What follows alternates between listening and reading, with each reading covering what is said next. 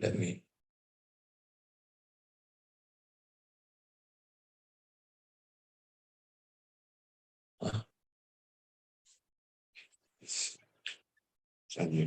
Just for testing, hocam, is it okay? Would you hear our voice?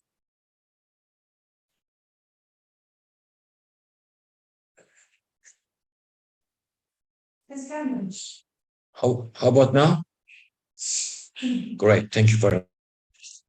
أعوذ بالله من الشيطان الرجيم بسم الله الرحمن الرحيم الحمد لله رب العالمين والصلاة والسلام على أشرف المرسلين سيدنا محمد وعلى آله وصحبه أجمعين. Respected participants, our Institute of Islamic Economics and Finance, is organizing first international seminar series, and our first honored presenter and speaker is from a very beloved country where our let's say beloved country, Malaysia. His name is Dr. Muhammad Syafiq Borhanuddin. He will be, inshallah, giving a talk about very famous royal professor Ungku Aziz, who is very well known in different aspects. One of the significant and important one is that his ancestors goes back to Ottoman Empire. Yeah, he's Osmanlı, Turkish one. And time to time, inshallah, I will give some information about his life, inshallah, after presenting our respected presenter, Dr. Muhammad Syafiq. The topic today is going to be a more holistic vision of development, insights from Royal Professor Ungku Aziz. Of course, I will give him the voice to him, the Dr. Muhammad Syafiq. First, he will be, inshallah, introducing himself. After that, we'll start his presentation. I hope you will be enjoying while you are watching or listening, depends on in which media that you are using. Although it is now live on YouTube. Well, Dr. Muhammad Syafiq, welcome to our institute. We are honored to have you here. Hopefully, you'll give a very insightful presentation. It's yours, please. Thank you. Thank you. Alhamdulillah, thank you very much, Professor Saim. Before we continue, may I suggest we turn off the YouTube channel here, because I think otherwise we'll keep on hearing our voice on our own laptops. Oh, yeah. Yeah. So from here, I think, right? Yeah, we can mute it perhaps one way. Okay, good. Right, okay. So we can now just focus on the phone.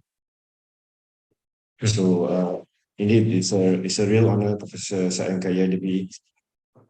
Personally, I have heard of your name since your many years serving in Malaysia at the International Islamic University of Malaysia.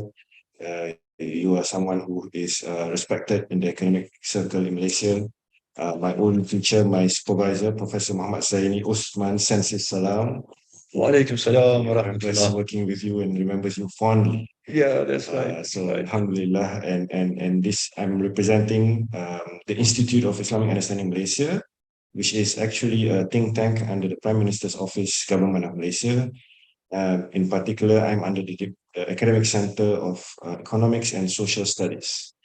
So I'm not a theologian, I'm not a mutakallim, I'm not a philosopher, but alhamdulillah, I try to share something on that would be perhaps of benefit to those in your field, in your institute, inshallah, which I'm made to understand is the first institute of Islamic economics and finance in Turkey. In Turkey. That's right. And in the Muslim world, I don't think there is that many, because although in Malaysia we have this Insıghts, Institute of Islamic Finance, but the focus more is on Islamic finance. the word economics is not there in the name of the institute, right? So inshallah, I feel that inshallah this institute will be a very important institute of Islamic economics and finance in the Ummah, in the Muslim world. And we'll be collaborating with Malaysian institutes, inshallah. Yes, inshallah, inshallah. So it's very important, and I feel humbled and honored that you're willing to host us for this particular session. As I said to Professor Saim before we started, that I'm here to learn as well from your knowledge, from your insights, and your colleagues. Because although, as you mentioned, the name of Professor Ungku is maybe known in Malaysia, maybe not so known in Turkey or the past, but unfortunately, he's not very well known scholar, even our relatives, exactly from Ottoman. as part of your family members. So I feel that maybe you would be interested here to learn to hear about what I'm about to share. Yeah, inshallah. Delighted. Should I share the slide in Zoom? Let's see. Here it is. That's yeah. Okay. Okay, please go ahead. So I'm dividing this presentation into two. By the way, this the book cover in this slide here is basically my book. Oh, is that? Yes, I brought some copies as a gift for this institute. All right then, for Professor.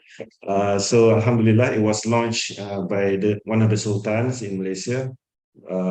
Because I'm nobody in Malaysia, but the Sultan, because he respects and loves Ungku Aziz, he wants to launch my book, in a small ceremony, small majlis.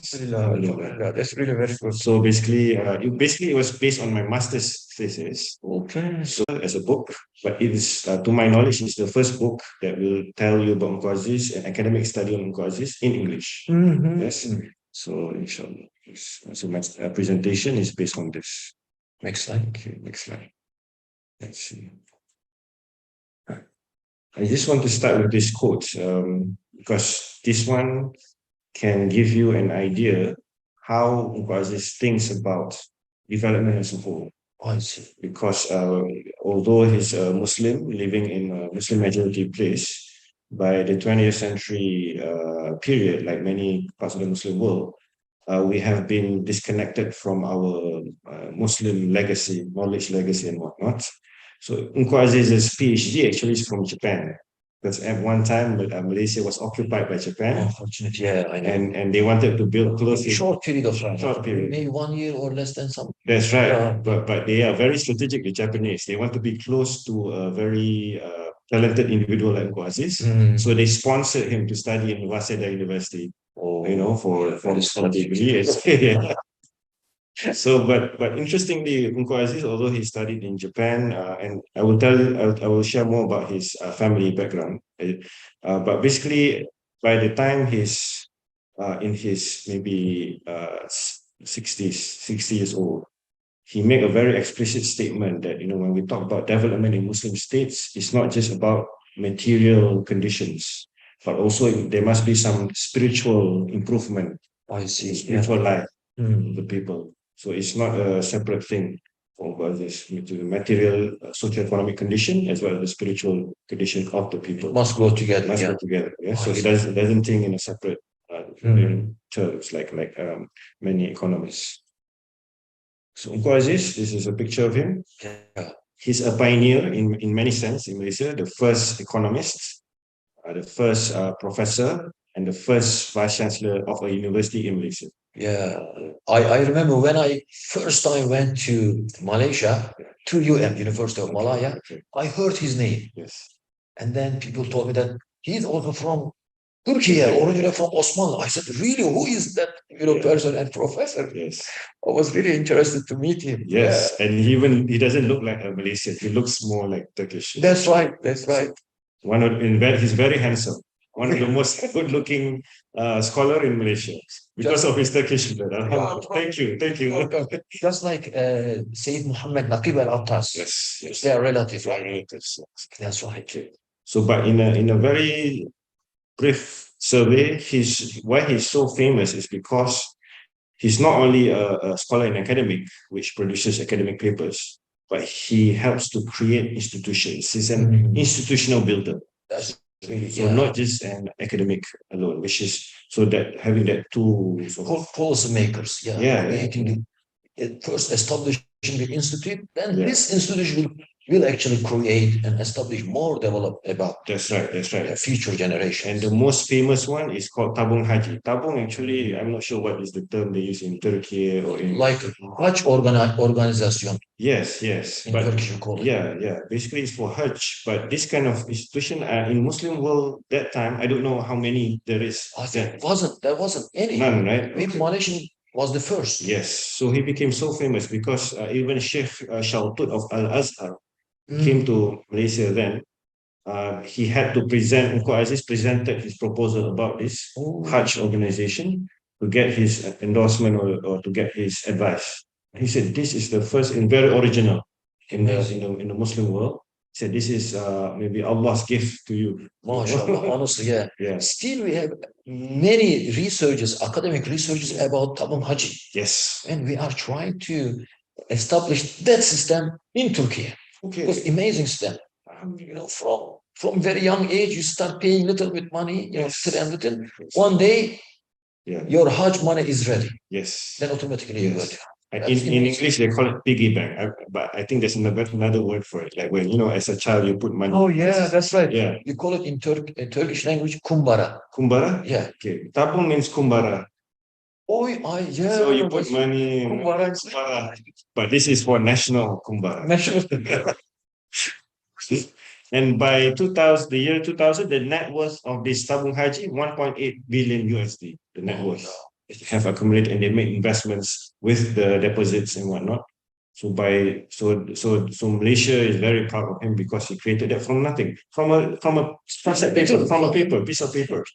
And the government listened to it and they established. So then we understand from this that we first need idea. Yes. Right? Yes. When idea comes, and then you start establishing institutes. Yes. It's always like this in our history, in a Muslim civilization, right? Even the Ottoman Sultan, it started here. It's not like immediately they know it, but they think first, right? Whether your economic institutions, the governance institutions, I think that is but today I think we need to think extra hard because the conditions is different, modern times, modern period, right? Exactly. So, and then this is basically the family tree, the shajara. What's in Turkey? Family tree. Aile ağacı. Okay. In Turkish, we can call it. Yes. So there's no picture of his grandmother, Ruqayyah. Supposed to be there. Ruqayyah Hanım. You know the story of Ruqayyah Hanım? Please share. Well, once Sultan of Johor, Abu Bakr, he visited Devlet Osmaniye, Ottoman Empire, to Sultan Abdülhamid II. And what he did was actually he gave from the family of the Ottoman two beautiful girls. Yes. One is Ruqayyah Hanım. Yes. The other one is Khatija. To marry the Sultan. To marry the other Sultan, yeah. And then the story continues. What amazing story. Amazing. Yeah. It's like a blockbuster film about this blockbuster. That's right. Like a Hollywood film story, But basically, Ungku Aziz's grandfather was a prince, was a brother to the Sultan of Johor. Yes, that's right. Yeah. So the name Ungku basically tells you that he's a royal family from this Johor state sultanate in 19th century. Yeah. So, but Ungku Aziz and when Ruqayyah Hanım married the prince of the brother of the Sultan, Abdul Majid, he has a son, and the name of the son, which is the father of Ungku Aziz, is Ungku Abdul Hamid. Oh, Abdul Hamid, that's my grandfather. Because they love Sultan Abdul Hamid. Yeah, he's great man, mashallah. So that's how it is. But interestingly, Ruqayyah Hanım married 3 times. Yes, that's right. But after that, I will tell you. Do you know how many children that Ruqayyah got from these 3 marriages? Altogether, I didn't count. I'll tell you, that was 25 children. Can you imagine one woman contributed to 25 children? And these 25 and these 25 children, their descendants shaped the future, the economic system, the political system, the educational the intellectual life of Malaysia. So starting from one Ottoman lady, We need so 100 years. I think also we understand from this is that we have to educate the mothers first, the woman first, because she will educate the children Yes. and the generation, Very future good. generation. Yes. Yeah. So Ungku Aziz, he Amazing. was born in, actually he just passed away 3 years ago, 2020. yeah. He lived a long life. He died in age 90 plus. 98 years. Yeah. 98 years. Yes. Amazing, 98, mashallah. yes, 98. But Malaysians are living quite long, right? I don't know. Mungkin mau sudah Tun Mahathir, Mahathir, some of our leaders, our Anwar Ibrahim, mashallah. Yeah. Although he's above 70, mashallah, just like teenagers. Very active. Strong, Yeah. very active. Mm. Something, Malaysia has some Yeah. extra energy. I think. Yes. Mashallah. So it's very important to know this, because in my study I did make mention, and I tell a lot more about his life, Ungku Aziz's family life, his the environment, the state where he grew up. All this is important because I think for somebody to think of an idea, he must have been exposed to some kind of environment, Yes. family environment, educational environment, cultural environment. So maybe these are the things that in the future that we can consider. How we raise our students Yes. to make sure so that they get the right exposure, so they can think beyond the box, as they say. Exactly. Yeah. Exactly. Yeah. So these are just to give you an idea how famous or how prominent he became in Malaysia. Like recently when he passed away, Anwar Ibrahim did a special talk to remember, because Anwar Ibrahim when he was in university, Ungku Aziz was the vice chancellor, the rector of university. UN. Yeah, where I worked for 2 years. You taught there? Yeah. Mashallah. That's the number one university in Malaysia. Alhamdulillah, yeah. It's I think UN is at the very, for the world ranking system, The highest. around the 50s. Yes. Yeah, it's very important university. Yeah. Correct. And because Ungku Aziz, he became rector or vice chancellor for 20 years in the university. Mashallah. So he did many things that enabled University of Malaya became top world class, in terms of standing. Yeah. And he's so famous, almost every prime minister knows, he's like a celebrity. Oh, He's like more famous than singers and actors and footballers. His face is everywhere in the newspaper. yes. This is how famous he is. Even me, myself, just ordinary lecturer, I met him many times and many ways. Oh, yeah. Yes. Okay. Mashallah. Yeah. So this one gives you, I'm trying to classify his contributions as well, because he writes about many things. Although his PhD is in economics, he's trained as an economist, but he has interest in many fields. He's like multidisciplinary, like almost like a polymath. Yeah. He writes about language issues, about education, philosophy, psychology, maybe. Correct. Economics, of course. Yes. But all of that, I would say that is intended to help people to think what it means to be a developed nation, what it means to develop people, right? Although he has not published like many thick books or anything, but towards the end of his life, his students compiled 5 volumes, all his academic articles on all different subjects, not just economics, not just iqtisad, but on many things, as we said. Yeah. So I would say that his contributions, in one sense, yes, the most important one is socio-economic life, but also higher education, because many of his graduates became either political leaders, became bureaucrats, became corporate leaders. That's right. Yes, because and even like very senior government officials, and they somehow they still remember and they're inspired by Ungku Aziz. Yes. So in a way, he contributes to the higher education of the Malaysians also. Among them, of course, not the only one, but among very influential figure in Malaysia. But what is rarely being said, but what about Ungku Aziz that I'm trying to suggest, and I mentioned this to the Sultan in Malaysia, is that he expands the frontiers of development in the sense that he does not about only a limited sense of development, just economic development, but more in many sense as well, including the cultural improvement, the ethical, right, the moral. Yeah, that's what I mean by holistic vision of development. That's what I'm suggesting. Yes. Right? Because even before the United Nations talked about sustainable development goals, he already spoke about this in Malaysia. And in fact, in the 1980s, he was invited by the United Nations to give his input for like the development agenda of the United Nations. So maybe his input contributed to sustainable development. No, indirectly. Yeah, because very comprehensive, right? Jeez. Yeah. Okay. Before I go further in terms of presenting to you what exactly is his development vision, or how he contributes to like a more holistic vision of development, I have one statement of his about Islamic economics, because he has interest in this, because he has always have interest on what is the role of religion to economic thoughts, economic to economics as well as development, right? Because he's well read, very well read. You know, they consider him like a Renaissance man, like in the Yeah, world. that's why he's, Right? yeah, he's, I know that he's known as a Renaissance man. Yeah. He reads a lot of books, Russian books. He reads Russian literature, Western literature, Japanese poetry. And also I heard that he used to be reading at least one book in a week. Yeah. One book at least. So of course it develops him in many aspects. Yes, and of course, among the books, aside from all these world literatures, of course, he looks into Islamic literatures. Al-Ghazali, Jalaluddin Rumi. He loved Jalaluddin Rumi. Yeah. He would quote Jalaluddin Rumi in his university of meetings, and introduce them to this wisdom of Maulana Rumi. Yeah. You know? And Ghazali and Ibn Khaldun. You know, he recommends Muslim students to make sure you read these books, even though you are studying economics or a particular field. For him, you must be familiar with all this. That's right. It develops your spiritual life. Yes. And also psychological life. Yes. And that's part of development for him, not a different thing, right?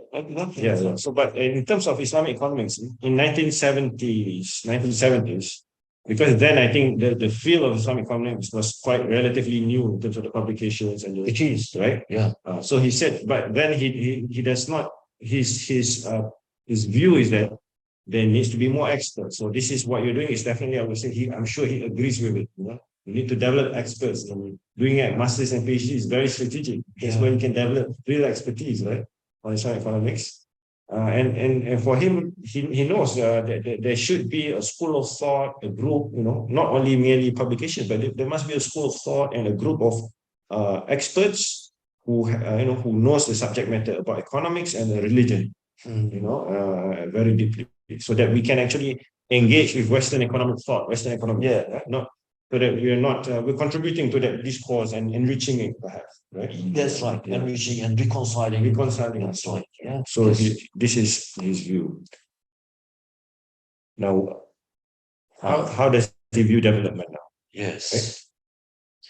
Right? From my limited survey and research, I think in the Western sense, number one, as I said, is always limited to economics, you know.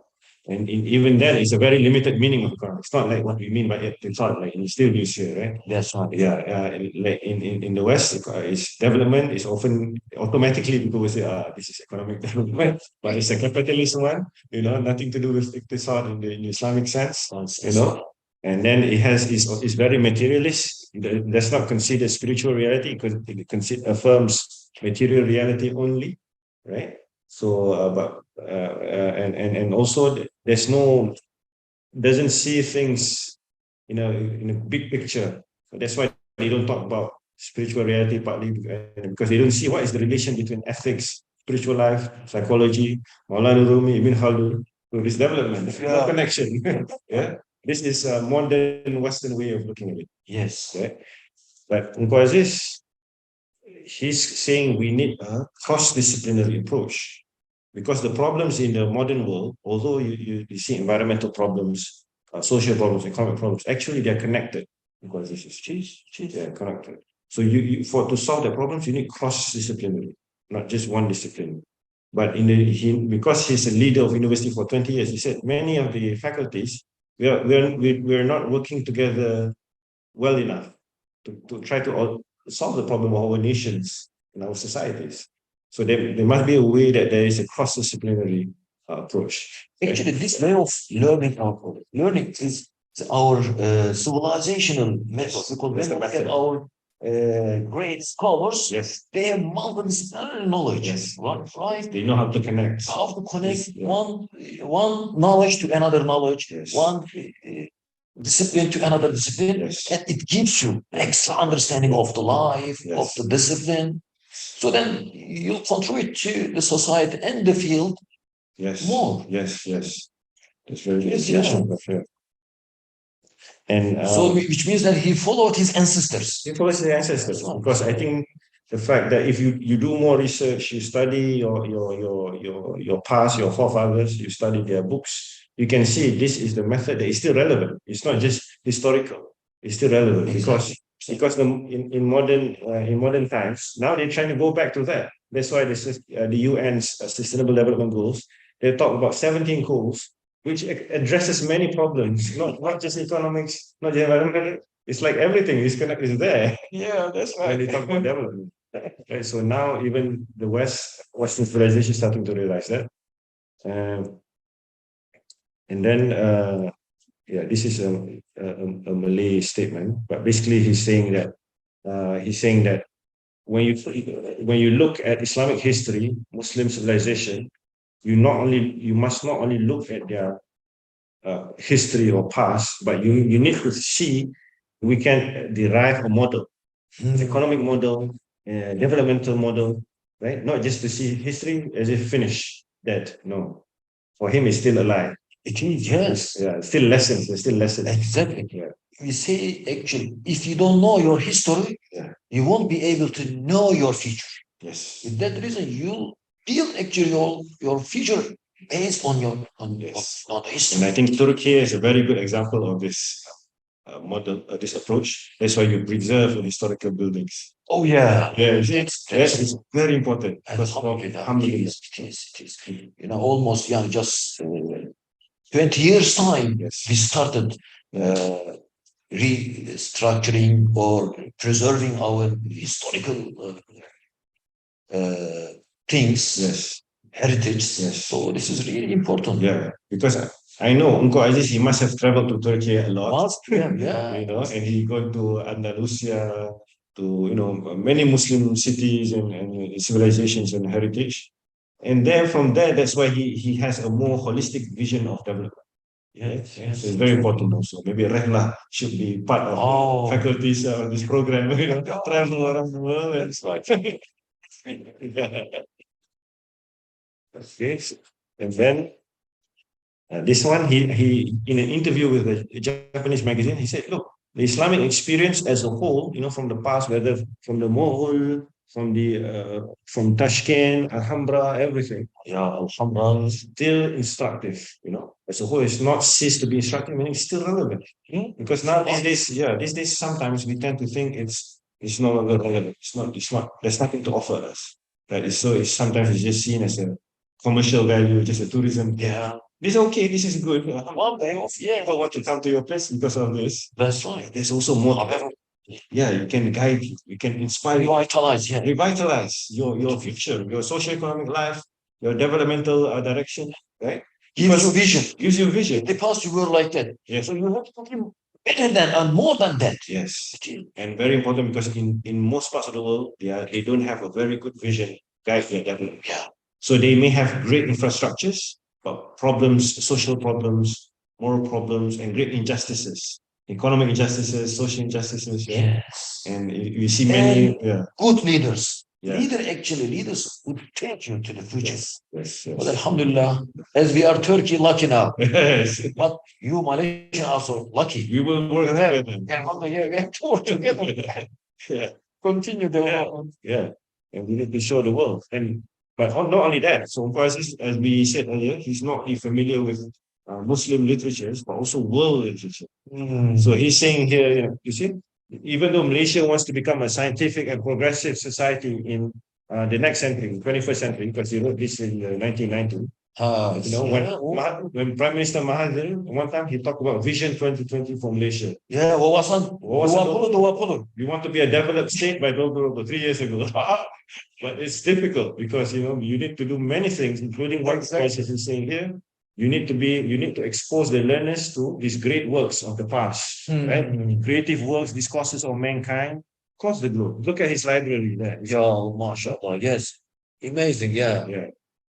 And every academician must have because great library. Because you can be a scientific country, you can be an advanced nation, but you must have balance. So that not only they know science, not only know economics, but also they know about the humanities, what the psychology, the ethics part, right? So that it's more holistic, more holistic. Yeah? Exactly, Yeah, exactly. yeah. Just like, vitamins we are taking. If you eat only one Yes. kind, Yes. of course you won't be develop Yes. yourself. Yes. However, you have to take just like bees. Yes. Bees taking from maybe how many thousands different flowers and Yeah. so collecting just Good analogy. Yeah. Have balance in the Well, self. Yeah. that is.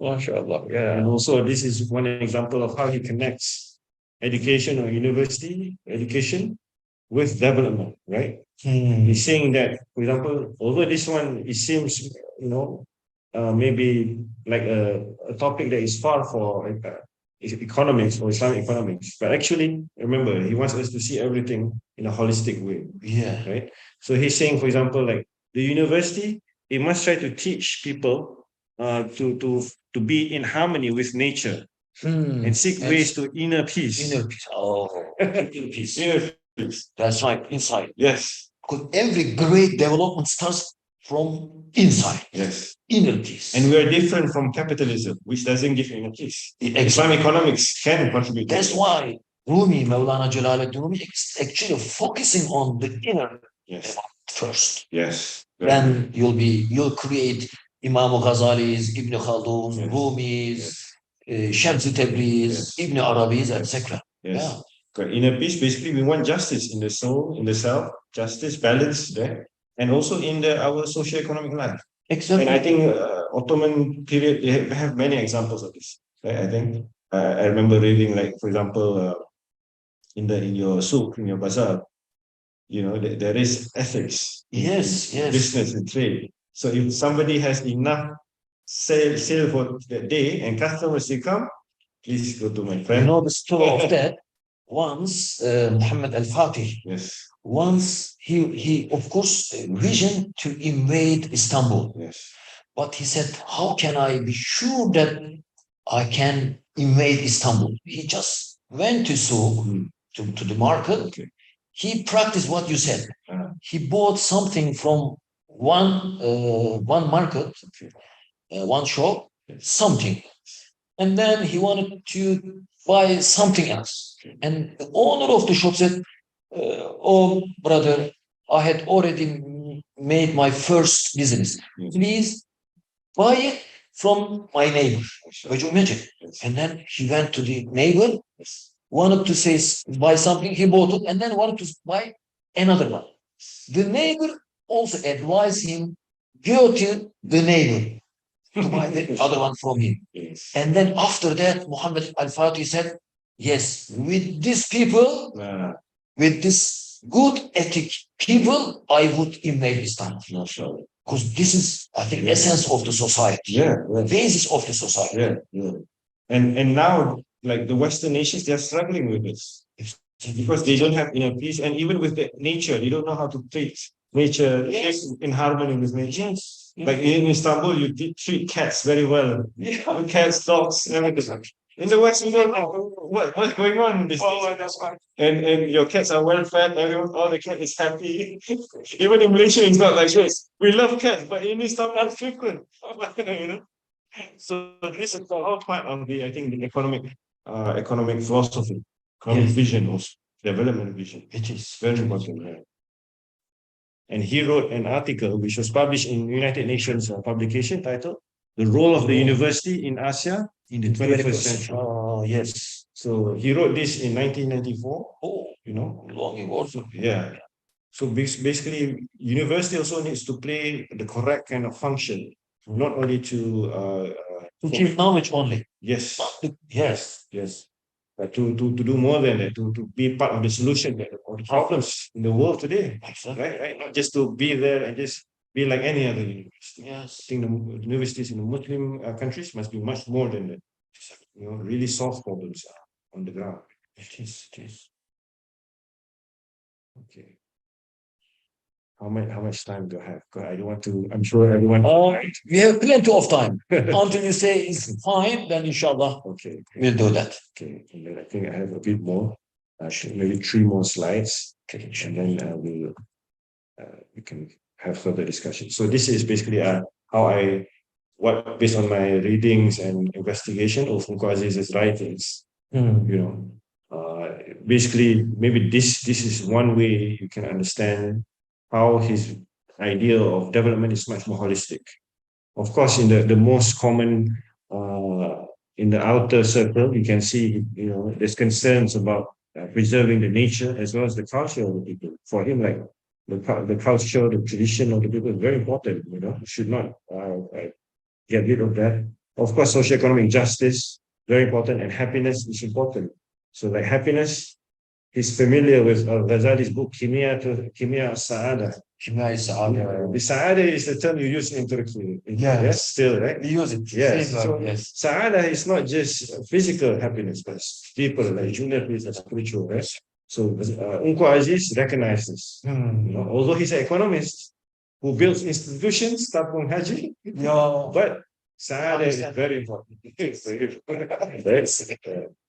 And higher education or the place of universities, not only science, balance, but also human advancement also. Yes. Right? But at the core of it, at the foundation of it, this is the hikmah. Yeah. Must not forget the hikmah. Which is right? So even for non-Muslim, become Malaysia, we have many non-Muslims, like Yes. 50%, 40% non-Muslims, Chinese, Indian, people of other religions. But in the same time, we can find commonalities with people of other religion, like on their ethics. Everyone wants to be good character. Wow. Be just people. Yes. We have Respect each other. respect each other. Yeah, I found that, all the different cultures and nations and religious people, they are respecting each other. That's Yeah. really Of course, we have differences in terms of how we understand God. We don't have to talk about that. Leave them. Yeah, leave With them. their understanding. Yes. If they want to learn, okay. Yeah. But the more important, look, when the Chinese people talk about Confucius, Lao Tzu, Of course, there is no compulsion on religion. no compulsion. So they will look at you. If they like, then welcome. Yeah. And Muslims, like 400 years ago in China, they study Confucius, Lao Tzu. Yeah. And they make it more complete, make the teachings more complete with the teachings of Islam, for instance. Right? So it's not like Muslims have never studied Chinese philosophy, Confucius. This is important because in China now, they're going back to Confucius. So for Muslim countries to build bridges with countries like China, we must know their philosophy, their wisdom. Because President Xi Jinping said, their development is rooting it on Chinese wisdom, Confucianism. So when Prime Minister Anwar Ibrahim goes to China, he sees Xi Jinping, he talk about Confucianism. I respect Confucius. I respect your wisdom, your moral. This is how Muslims can build cooperation. Yes. Build a better world. Yeah, More just. You see? And this is important because otherwise some countries, they don't want to talk about this. Some countries, they say, no, forget about this. This is not important. But like for Asian people, the people of the East, is very important. This is what will shape our understanding of what development is, holistic development. Right? Yes, that's right. That's right. Important point. Yeah. So basically, the wisdom or the hikmah, it gives us a worldview, a perspective. Worldview. Give us ethics, give us adab. Gives us many things. Adab, right? Adab actually is a very significant term. Yes. And developed by Ungku Aziz, also Sayyid Muhammad Atas. Actually, people in Turkey, they understand it very well. They put it in practice very well for a long time. You look at your buildings, everything is adab. Buildings, your design, your art, everything. This is adab. Since Europe, Seljuk Empire, Ottoman Empire. Yeah. Yes. It is very important. Very important. Looking at from that perspective. Yes. So I hope your universities here and Turkey will continue that tradition. People like us in Malaysia, we love that. We want to learn it from you. We can see that. We know what it means in terms of this meaning, this word. We see it in practice. For hundreds of years in Turkey. So mashallah, this is hopefully we can continue this development. Yes, definitely. Inshallah. So I will conclude now. This last slide. Okay.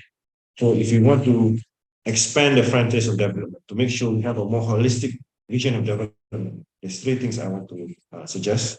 Number one, that we have to realize that whether the problems in the socioeconomic domain or socioeconomic life, whether in the cultural life, there's a problem with the culture of the people, for example, or in the ecological or the environment, whether the problem is a mindset, psychological problem, like these days mental health problems skyrocket everywhere.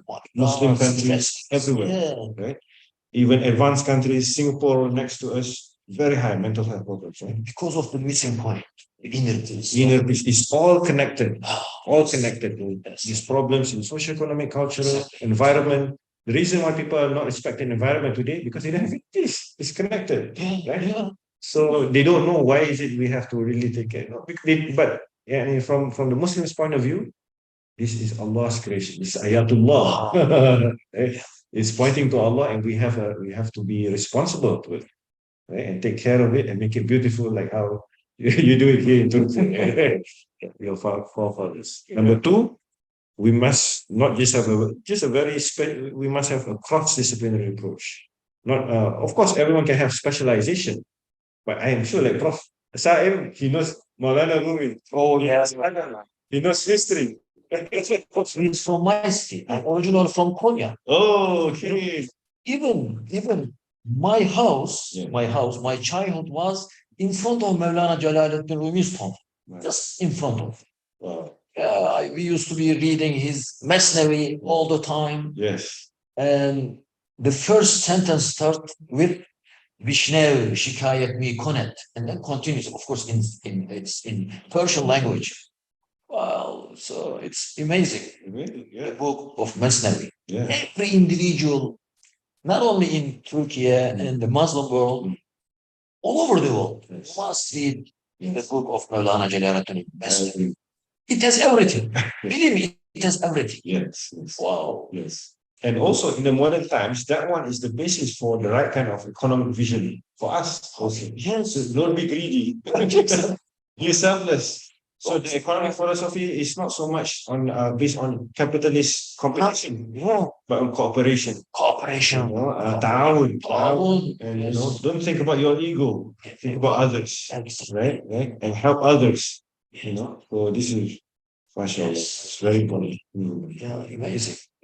And lastly is my point about what you said, inner development. Oh. Because we only talk about outer development, material development.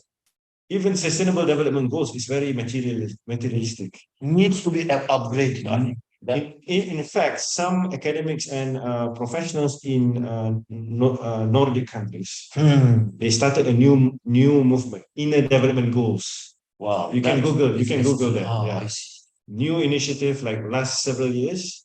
They're not Muslims, but they realize as sustainable development is not enough. You need inner development goals to achieve the sustainable development goals. Just like a bird who has two wings. With one wing, you won't be able to fly. So you need two wings. I think that's all I can share, Professor. Well, to learn more from you and your colleagues, and inshallah, perhaps our relations and our collaboration will go far, very long. We must continue, inshallah. Be sustainable. Relationship, inshallah. Well, respected participants and listener and brothers and sisters, I'm very pleased to have brother Dr. Muhammad Syafiq bin Borhanuddin, who is a very well-known brother. I used to know him while I was in Malaysia, because I worked in Malaysia for 12 years. I had a lot of friends and relatives, brothers and sisters. Whenever someone comes from Malaysia, I feel that my own brother came, I feel that. So, alhamdulillah, we have great relationship, not only current time, from the history, from Ottoman Empire times, alhamdulillah, which goes back, not only Ottoman Empire time, our relationship, which goes to Seljuk Empire time. Really? Yeah, you know that first Islam came to Malaysia through two ways. One is Hadrami way, those from Yemen, people came to Central Asia in order to spread the Islam. And another way is actually from Rumi people, where Anatolian and Konya and those people. I think you also know that the Rumi people is still mentioned in Malaysian history archives. And it relationship starts from that time. And after that, every century, some relationship increased. For example, when the Portuguese people attacked to Malacca, 1511. Yes. That time, Ottoman Empire sent troops in order to help brothers there. And then continues until the Abdulhamid the second, and then our time, current time. Alhamdulillah. So you are coming here and increasing the development. Yes. And to show our appreciation to the people of Turkey. Thank you very much. I'm very pleased to have. Well, in order not to bore you respected brothers and sisters, first I would like to thank Dr. Muhammad Shafiq with his beautiful, very influential, very important points that he raised and introduced our relative royal professor Ungku Aziz. He is, when you look at his picture, like grandfather of Turkish persons, his mashallah. Honestly, we lost him unfortunately 3 years ago. Yes. It's a great loss. He lived, mashallah, 98 years. Allah subhanahu wa ta'ala, blessed him with a long life.